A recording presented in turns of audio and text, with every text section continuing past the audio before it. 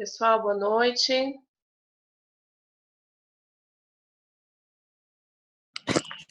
Boa noite. Boa noite. Hoje eu vou fazer diferente, tá? Como vocês devem ter visto lá no fórum, eu gravei a segunda parte da aula.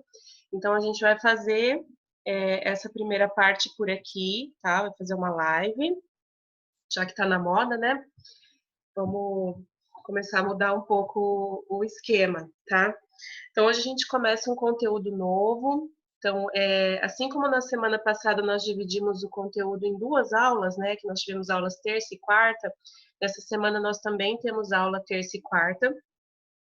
E hoje a gente começa com esse conteúdo, que são os métodos de desinfecção e esterilização, tá bem?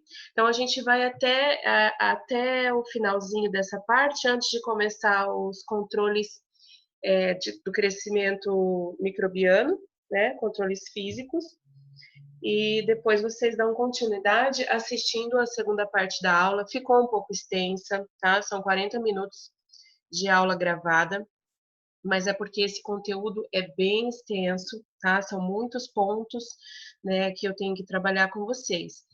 Então, mesmo que vocês não consigam responder o fórum hoje, vocês têm 24 horas para isso, tá? Eu coloquei as questões que estão no fórum, também são questões simples, mas qualquer dúvida eu vou estar disponível até o final da aula, e vocês sabem que vocês podem contar comigo, né? Seja pelo grupo do WhatsApp, por e-mail, tá? Podem me procurar, tá bem? Então, vamos lá.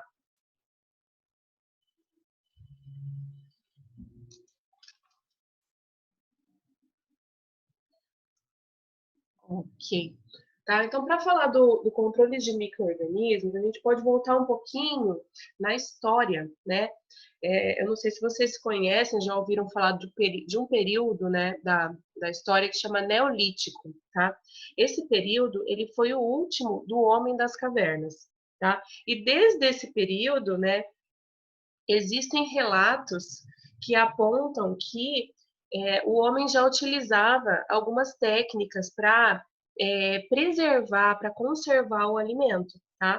Algumas dessas técnicas são utilizadas até hoje, né? Como a secagem e a salinização, tá?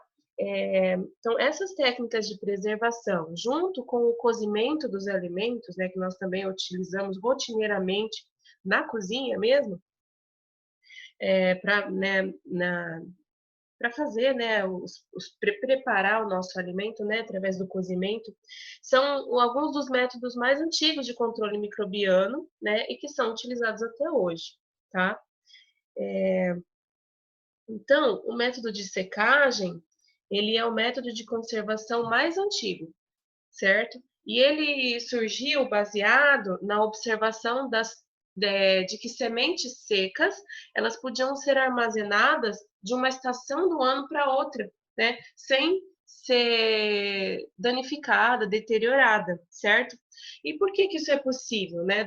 Fazendo um spoiler aqui do conteúdo seguinte, né? O próximo slide. Isso se deve ao fato de que tanto os micro-organismos como as enzimas, elas precisam de água, né, para desenvolver as suas atividades, e que a diminuição da quantidade de água pode inibir os micro-organismos que são patogênicos, né, que causam doença, e aqueles também que podem deteriorar o alimento. Então, partindo desse princípio, né, nós temos a secagem e temos a salinização, que a salinização, né, é por pressão osmótica, e a gente vai falar disso, né, nos próximos slides. Mas para a gente começar a falar dos métodos de controle, a gente precisa entender alguns termos. Então, a gente vai definir alguns termos que vocês já ouviram falar, né? Nas aulas anteriores eu acabei trabalhando com você, porque a gente viu alguns desses métodos, tá? Mas a gente volta para refrescar a memória de vocês, tá? Então, nós temos a esterilização, tá? Que é o ato de tornar algo estéril. E a esterilização é a remoção ou a destruição de todas as formas de vida microbianas, tá? Por meio de agentes químicos ou físicos, tá? Então, todas as formas de vida entram os micro-organismos vegetativos e os micro-organismos que estão na forma de esporos, ou ainda aquela forma mais resistente que só alguns gêneros de bactérias podem formar, endosporos, tá? Então, a esterilização, ela elimina todo tipo, toda forma de vida microbiana, certo?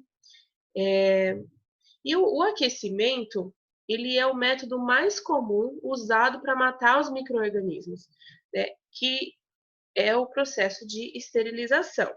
E nós temos alguns exemplos aqui, como o vapor sob pressão, que a gente já viu em sala de aula, que é a autoclave, lembra daquela panela de pressão grande, né, que elimina, né, os micro-organismos pelo vapor sob pressão. E temos também o gás esterilizante, como o óxido de etileno, que podem ser utilizados, por exemplo, para esterilização de materiais médicos, odontológicos, laboratoriais, entre outros, né? Pessoal, vocês estão me ouvindo? Sim. Sim? Então, beleza. Vamos continuar. Nós temos um outro método que é chamado de esterilização comercial. O que é isso, Pro? Qual que é a diferença, né, para esterilização convencional? É um tratamento limitado de calor, tá? E é o calor suficiente para matar os esporos de Clostridium botulino em alimentos enlatados, né? Aquela bactéria que produz uma toxina que é mortal, é a toxina botulínica, não sei se vocês já devem ter ouvido falar, tá? Então, diferente do que a maioria das pessoas pensam, os alimentos enlatados, eles não são completamente estéreis, porque eles são submetidos a esse tipo de esterilização, só que ela é suficiente, né, para garantir a esterilidade que iria degradar o alimento, né? Então, em vez disso, os alimentos são submetidos só a esse calor necessário, né, para destruir os endosporos desse micro-organismo, tá? Que esse gênero de bactérias, né, Clostridium, são capazes de produzir endosporos, que é aquela forma mais resistente, que pode permanecer por centenas de anos, né, e germinar na presença de água, por exemplo, tá? Então, os endosporos, eles podem até, né, sobreviver, só que eles não vão serem capazes de germinar e crescer, tá? Então, o exemplo são os enlatados e os embutidos, tá? São submetidos a esse tipo de esterilização. Ô, professora, Hum? no fórum você pediu para diferenciar esterilização e desinfecção. Isso. Precisa citar essa esterilização comercial? Não, não, você vai diferenciar pela definição do que é um e o que é o outro, tá? Ah, É tá. bem tranquilo, tá bom? Vamos lá. Agora a gente entra na desinfecção. A desinfecção ela é diferente da esterilização, tá? E por quê? Porque a desinfecção ela vai destruir, remover ou ainda reduzir o número de micro-organismos patogênicos, só que na forma vegetativa. Então a desinfecção ela não elimina as formas de vidas esporuladas, certo? Existem alguns agentes químicos, né, que são capazes de fazer a desinfecção, né, mas são alguns poucos. Mas geralmente a desinfecção é feita por um agente químico, a gente vai ver isso depois, tá? E que vai eliminar as formas de vida vegetativas, não os esporos, tá? E a desinfecção ela pode ser feita por um método físico ou um método químico, tá?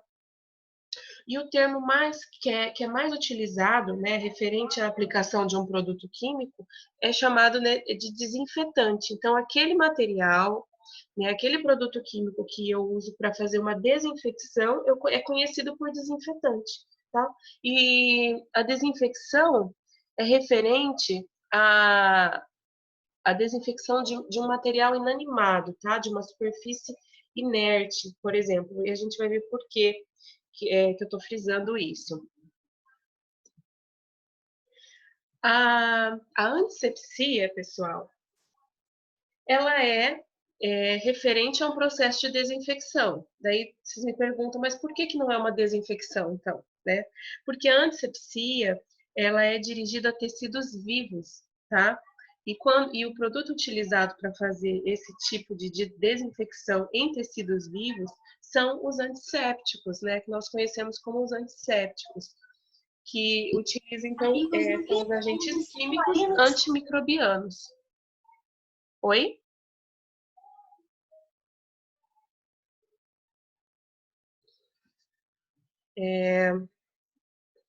Beleza? Conseguiram pegar a diferença entre a desinfecção e a antisepsia? Né? Está relacionada, né, ao tecido, ao tipo de superfície a qual esses micro-organismos patogênicos vão ser, né, removidos, eliminados. Tá certo? Depois nós temos a sepse, que vocês também já devem ter ouvido falar de sepse, né? Choque séptico, sepse se referindo a uma doença, também é utilizado. Sepse é um termo grego que é utilizado para aquilo que está estragado, aquilo que está podre, vamos dizer assim, no nosso caso aqui, indica uma contaminação microbiana, tá? E a asepsia já é o contrário, ela indica a ausência de contaminação significativa, certo? E quando a gente fala de um objeto, uma superfície asséptica, nós estamos dizendo que é uma área que está livre de patógenos, quer dizer, uma área que não está contaminada, certo? Então, aqui na imagem dá para ver, ó, soluções antissépticas para a limpeza das mãos, para a limpeza de uma área só, né, no tecido. É feita, então, a antisepsia. Existe outro termo, pessoal, não sei se vocês já ouviram falar, que é a desgermação. Tem alguns livros que vão trazer também como desgerminação, mas normalmente se fala desgermação, agente desgermante, tá? Que seria, então, a remoção mecânica de micro-organismos de uma determinada área. Como, por exemplo, né, quando vai fazer uma coleta de sangue, né, ou a pessoa vai receber, né, uma injeção. Então, o que é feito? Geralmente se usa um algodão que está embebido em álcool, e ele faz, então, a antisepsia, né, daquele local, vai ser pelo álcool, e vai fazer também a desgermação, que você acaba friccionando ali o algodão naquela região que vai receber a injeção, ou que vai, né, ser retirado, ser coletado o sangue, e também faz a remoção mecânica daqueles micro-organismos naquele determinado local, tá? Então, isso é a desgermação. Ok? Então, são esses os termos que eu gostaria que vocês soubessem e conseguissem diferenciar, porque ao longo da aula, tanto dessa que eu já passei para vocês, que foi gravada, e da aula que a gente vai ter amanhã, então eu vou estar falando sempre de esterilização, desinfecção, desgermação, antisepsia, tá? Então, para ficar mais fácil. Aqui são outros termos também que vocês precisam saber, que eu até coloquei como uma questão do nosso fórum também, referente aos agentes antimicrobianos, né? Eles são classificados em microbicidas e microbiostáticos, certo? Então, um agente microbicida é aquele que vai matar, né, micro-organismos vegetativos e ou esporulados. Então, quando a gente fala de um bactericida, é um agente que está direcionado a bactérias, que vai matar, né, bactérias. Fungicida é aquele agente que vai matar fungos. Viricida vai, né, eliminar vírus e assim por diante, tá? Já quando nós falamos de agentes microbiostáticos, nós estamos falando de um agente que vai inibir o crescimento, né, e a multiplicação de micro-organismos por um período de tempo, tá? Por exemplo, nós chamamos de agente bacteriostático, aquele que vai inibir o crescimento e a multiplicação de bactérias, tá? Fungistático, a mesma coisa, aquele que vai inibir o crescimento e a multiplicação por um determinado período de fungos, tá? E assim por diante, ok? E no caso dos agentes microbiostáticos, quando esse agente ele é removido, né, ele é retirado de determinada superfície ou solução, né, o crescimento microbiano ele é retomado. Por isso que é por um determinado período, certo? Por esse motivo. Depois, pessoal, nós vamos falar um pouco de como que esses micro-organismos eles morrem, né? Ou é o padrão de morte da população microbiana, ou vocês podem encontrar também como taxa de morte microbiana, tá? Então, a morte desses micro-organismos significa a perda da capacidade de se reproduzir, certo? E os micro-organismos, eles não são mortos instantaneamente. Tipo, você não aplicou um agente físico, químico, e eles morreram todos de uma vez ao mesmo tempo.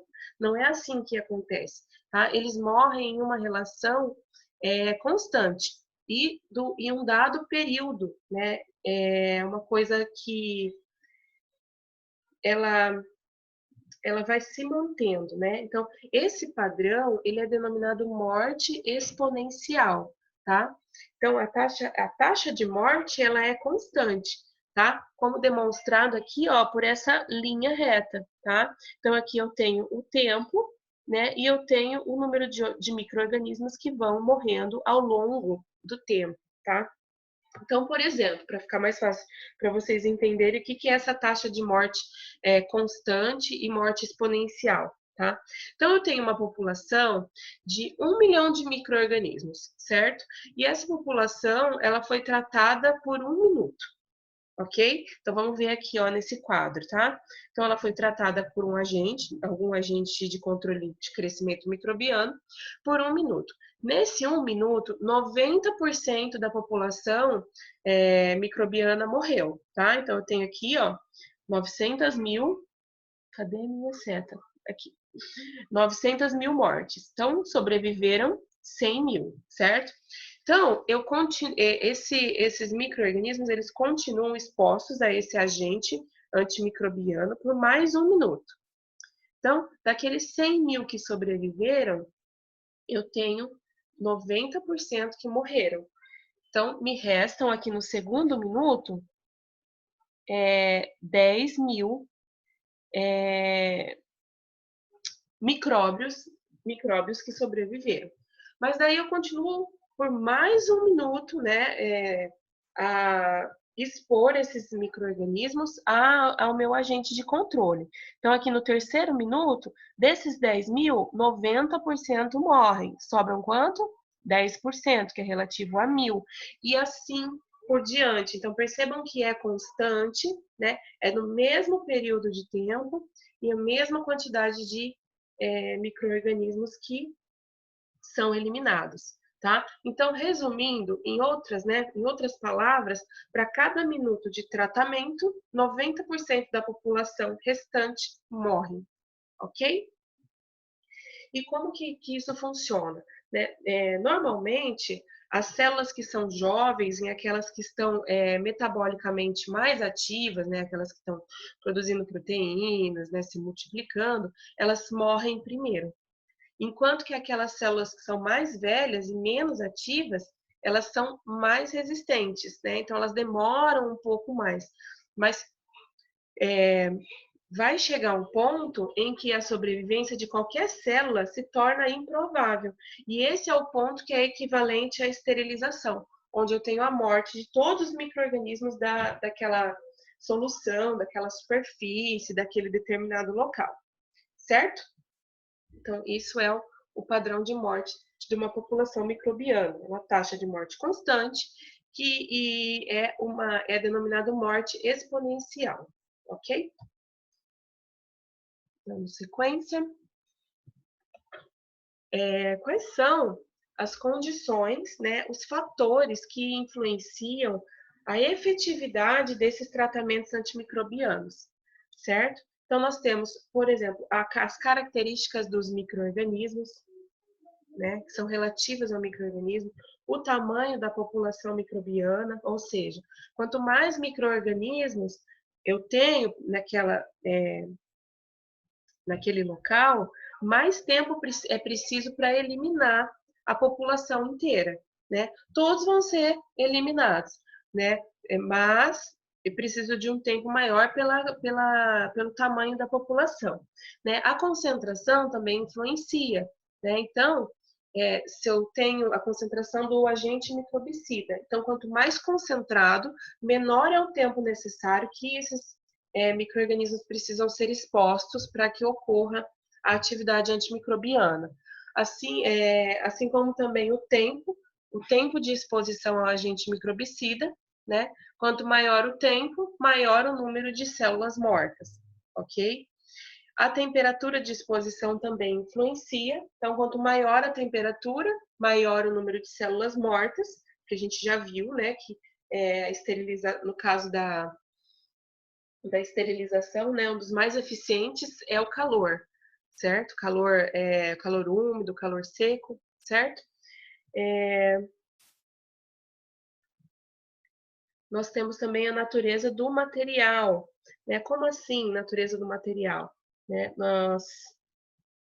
Alguns antimicrobianos químicos, pessoal, eles geralmente requerem uma exposição mais prolongada, né?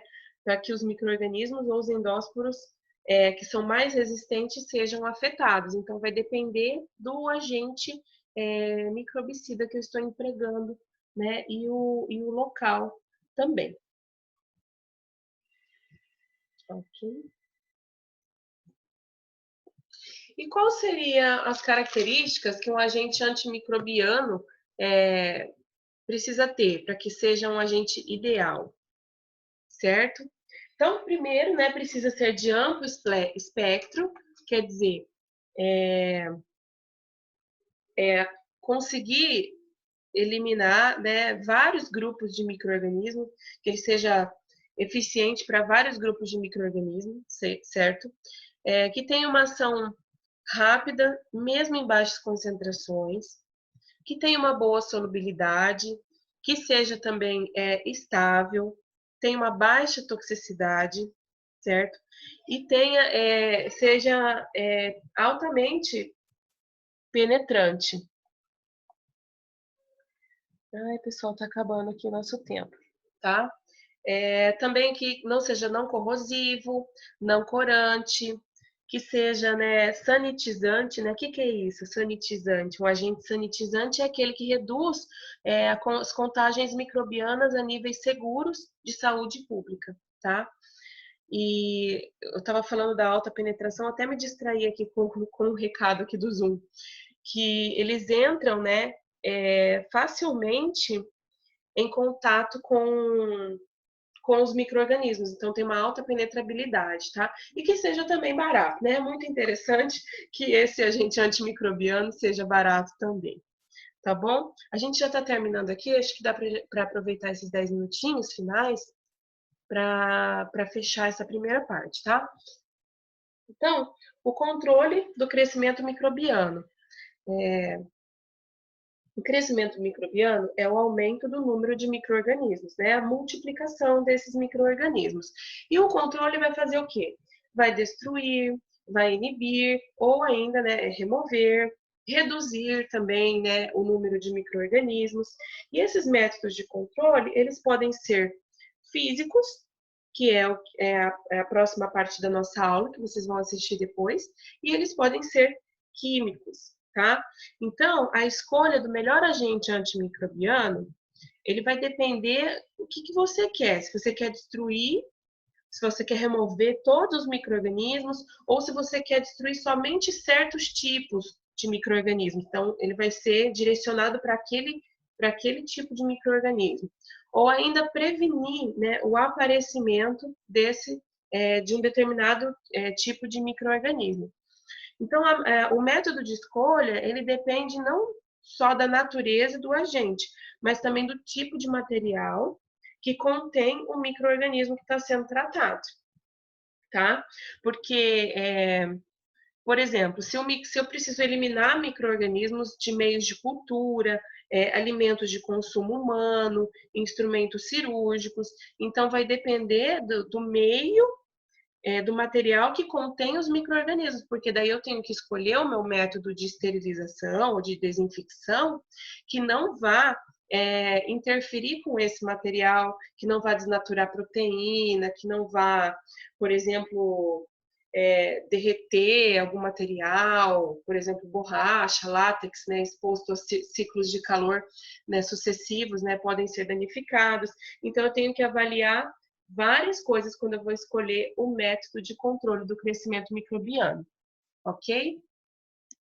E aqui nesse último slide, pessoal, eu já apresento para vocês os métodos físicos de controle microbiano que nós vamos estudar, então, na sequência, que nós temos a temperatura. Muitos a gente já falou em sala de aula, agora a gente vai destrinchar, né, cada um deles.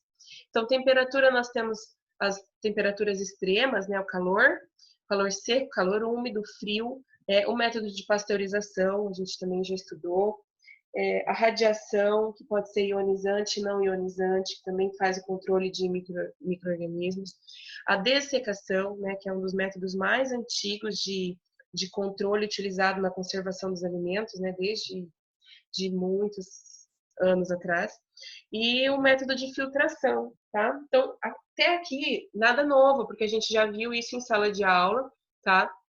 Mas a gente vai estudar um pouco mais a fundo cada um desses métodos, o mecanismo de ação e tudo mais. Tá bem, pessoal? Tá acabando o nosso tempo aqui, mas vocês têm alguma dúvida? Tem alguma dúvida em relação aos exercícios, as questões que eu postei no fórum? Eu não. Tá tranquilo, né? Eu sei que é bastante. Os slides tem lá nos materiais, né, Pro? Tem, eu já coloquei já junto com os outros materiais do segundo bimestre, eu já disponibilizei a aula toda. É uma aula um pouco extensa, tem 68 slides, eu acho, mas já está tudo junto. Eu não fragmentei o material, só os vídeos que vão ficar, né, divididos. Ah, beleza, muito obrigada. Então tá bom. Então, beleza, pessoal. Então vocês voltam lá para o fórum, daí não sei o que vocês vão fazer primeiro. Se vão assistir a aula, depois responder as questões, ou responder, né, uma parte das questões, depois postar tudo junto, tá bom? Mas assim, tô disponível para qualquer dúvida que vocês tiverem, tá bom? Beleza, obrigada. Beleza. Imagina, pessoal. Tamo junto.